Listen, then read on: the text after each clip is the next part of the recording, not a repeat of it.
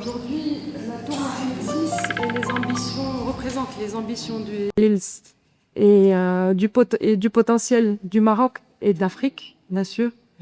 C'est un monument emblématique dans lequel nous avons souhaité, à chaque pas et dans chaque espace, refléter en même temps l'ambition d'un Maroc qui est au plus haut standard des technologies internationales, et en même temps un Maroc profondément enraciné dans ses valeurs ancestrales et qui est fier du savoir-faire et des talents de ses artisans et de ses maîtres. Et tout cela en essayant de porter des valeurs d'exigence, d'excellence, de créativité et d'innovation. L'histoire a démarré en 1969. Notre président, M. Ousmane Guigui, qui est un homme visionnaire, a été invité à la NASA en 1969 pour participer à les simulations de vol, d'un vol spatial qui précédait le lancement de la fusée Apollo 12 vers la Lune.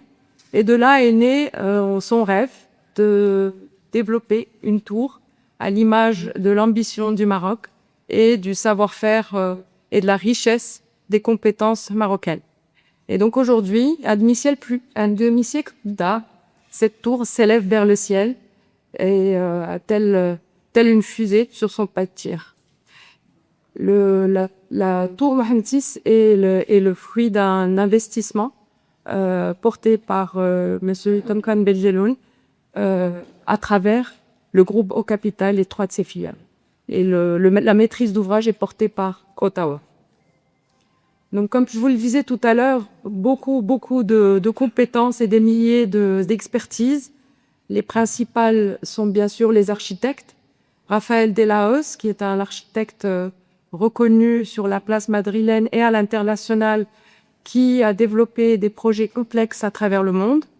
Hakim Benjeloun, un grand architecte marocain, qui a été son partenaire sur le développement et l'exécution du projet.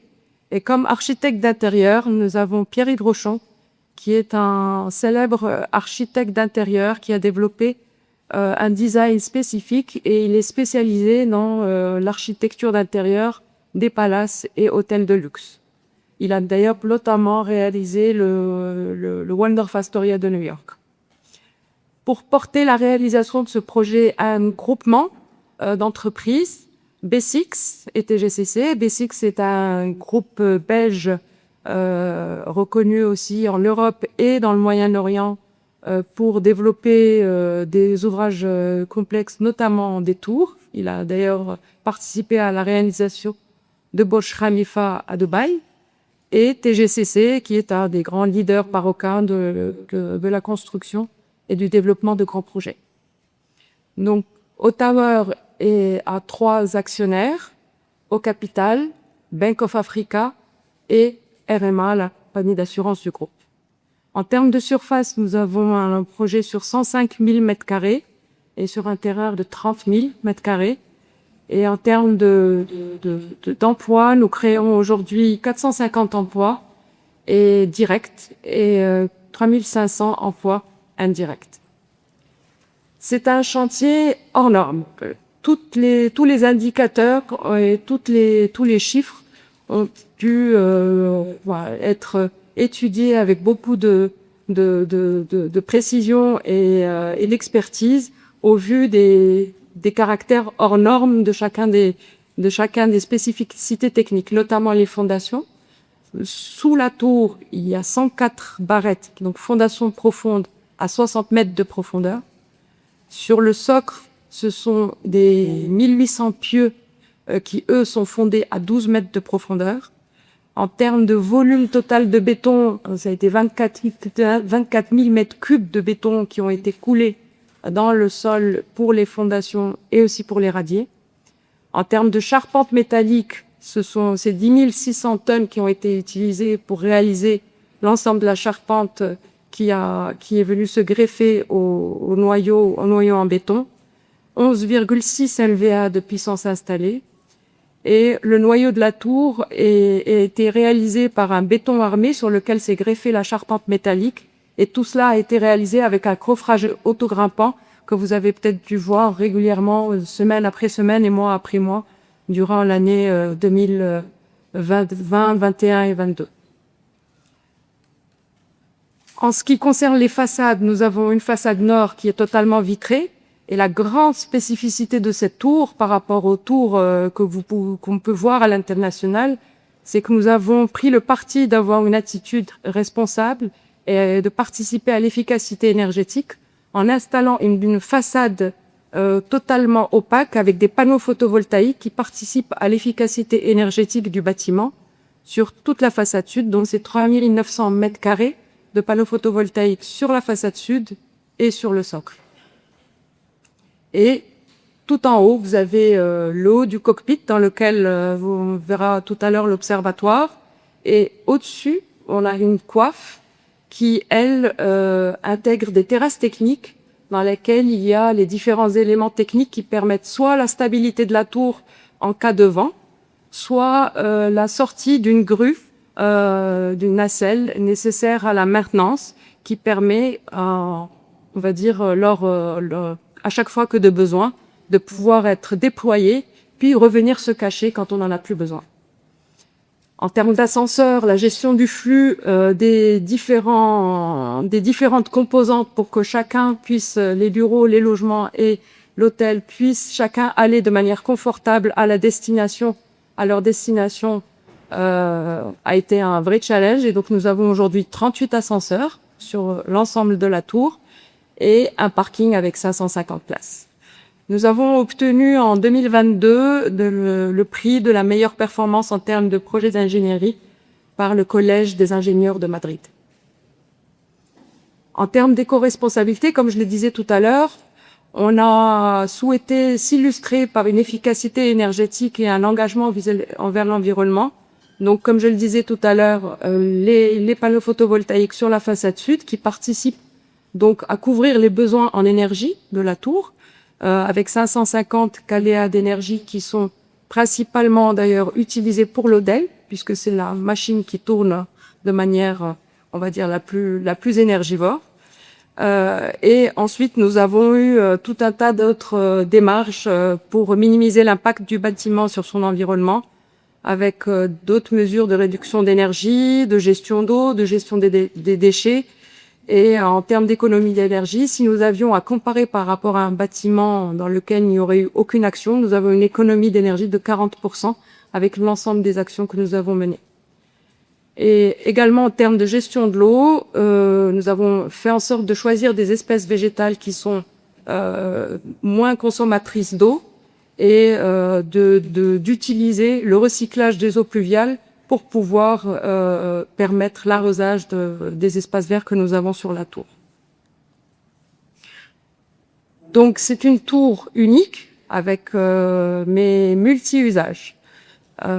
Sur ces 55 étages de 250 mètres de hauteur et on est visible à 60 km à la ronde, nous avons tout d'abord l'observatoire tout en haut avec différentes expositions dont on parlera tout à l'heure. Nous avons l'hôtel de luxe, Waldorf Astoria. Nous avons 30 appartements de très haut standing, des bureaux de prestige et dans le socle, nous avons des restaurants, le ballroom dans lequel nous sommes aujourd'hui, une galerie d'exposition que nous verrons tout à l'heure et une agence bancaire qui est aussi à l'entrée et différents services et parkings. Au niveau du socle, donc nous avons un lobby général, une galerie d'art, une agence bancaire, j'en ai parlé. Certains espaces sont gérés par l'hôtel, Monsieur Berthaud en parlera plus précisément tout à l'heure. Cet espace en fait partie, le ballroom. Il y a aussi la brasserie Magnolia, qui est un restaurant, on va dire, qui est géré et dont la carte est gérée par un chef marocain, Hassan Hafid, et un restaurant en mezzanine qui lui ouvrira dans un second temps et qui sera thématisé festif asiatique. Ensuite, la particularité aussi du sous-sol, à part de contenir des parkings, c'est qu'il y a toute la cuisine centrale qui assure toute la production des différents restaurants. Et ensuite, nous avons des cuisines relais au niveau de chaque restaurant. Quelques photos, mais ce sera mis en vrai. Le restaurant Magnolia, le lieu d'accueil. Alors, du 1er au 13e étage, nous avons des bureaux, donc qui sont sur 13 étages, mais subdivisibles en 2 demi-plateaux, donc 26 plateaux, avec des technologies de pointe et des vues imprenables, donc ils seront destinés à accueillir des compagnies nationales et internationales. En ce qui concerne le résidentiel, 30 appartements, du 13e au 28e étage, avec toujours comme dans toutes les parties de la tour, on a essayé de mettre en place un subtil mélange entre le design des architectes d'intérieur contemporains et le savoir-faire des MELM et de nos artisans. Et sans plus tarder, Monsieur Berthaud, à partir du 29e étage, nous avons l'hôtel Waldorf Astoria Rabat et Monsieur Guy Berthaud est directeur général du Waldorf Astoria Rabat. Guy. Merci Léa.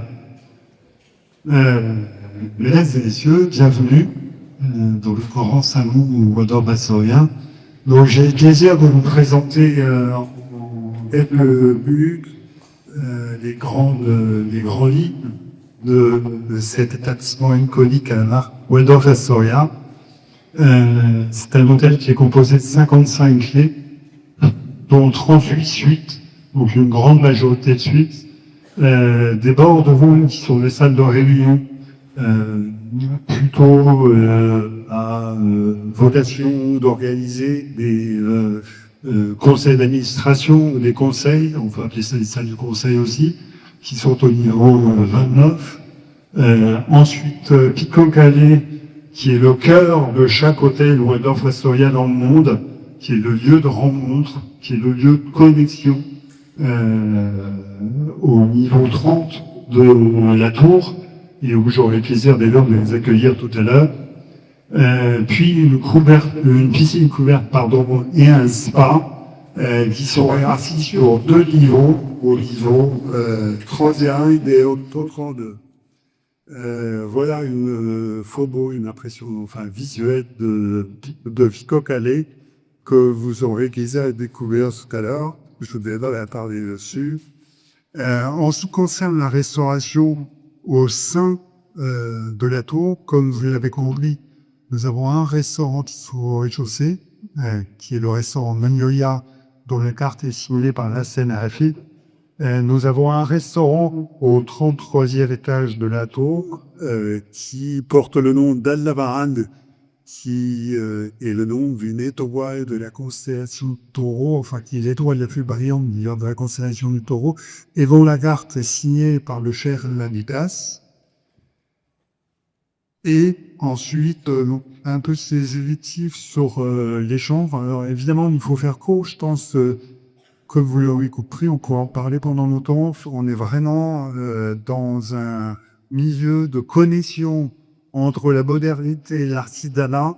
L'artisanat marocain, notre décorateur Thierry Rochon, a beaucoup œuvré pour faire montrer chaque artisanat à l'intérieur de nos chambres.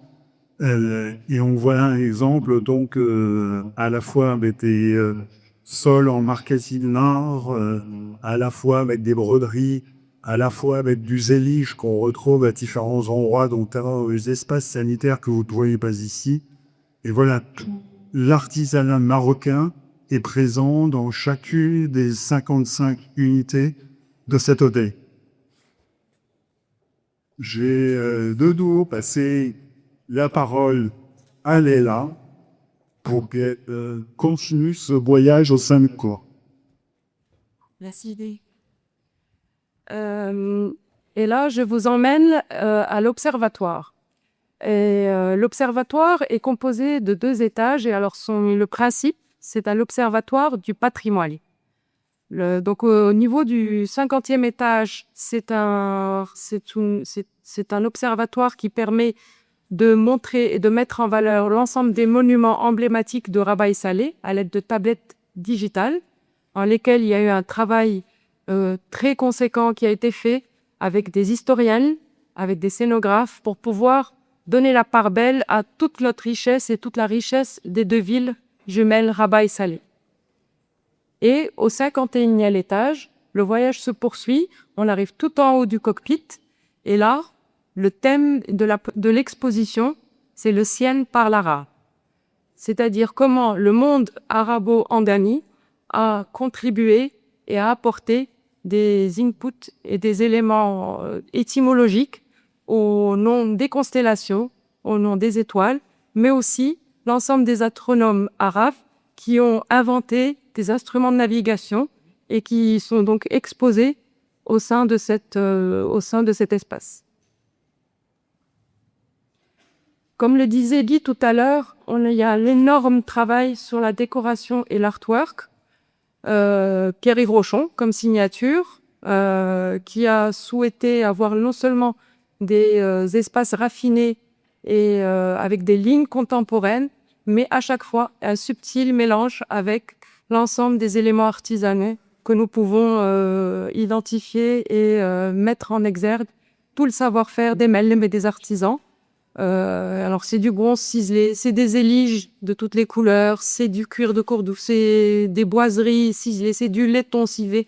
Enfin, on a en gros un large éventail et on souhaite être la vitrine d'un savoir-faire artisanal marocain.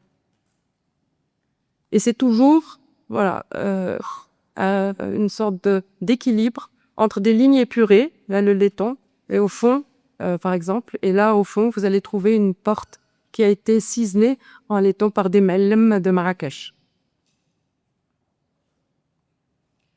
Aussi, on a souhaité mettre en avant dans tous les espaces de la tour l'histoire de Rabat et Salé.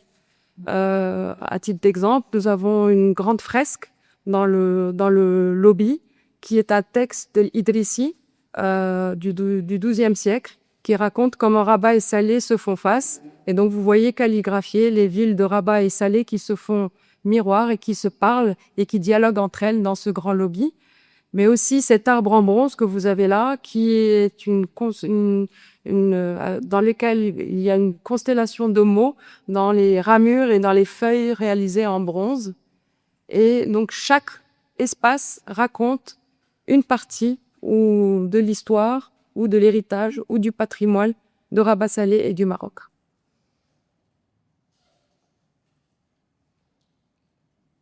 Et ce sont beaucoup d'œuvres uniques qui ont été faites sur mesure, que ce soit des portes monumentales, la frise dont je vous parlais tout à l'heure, calligraphique sur le lobby, l'histoire mise en avant dans des bas-reliefs, une fresque que vous verrez de Myriam Morabit dans la galerie, où chaque latte raconte un savoir-faire artisanal marocain.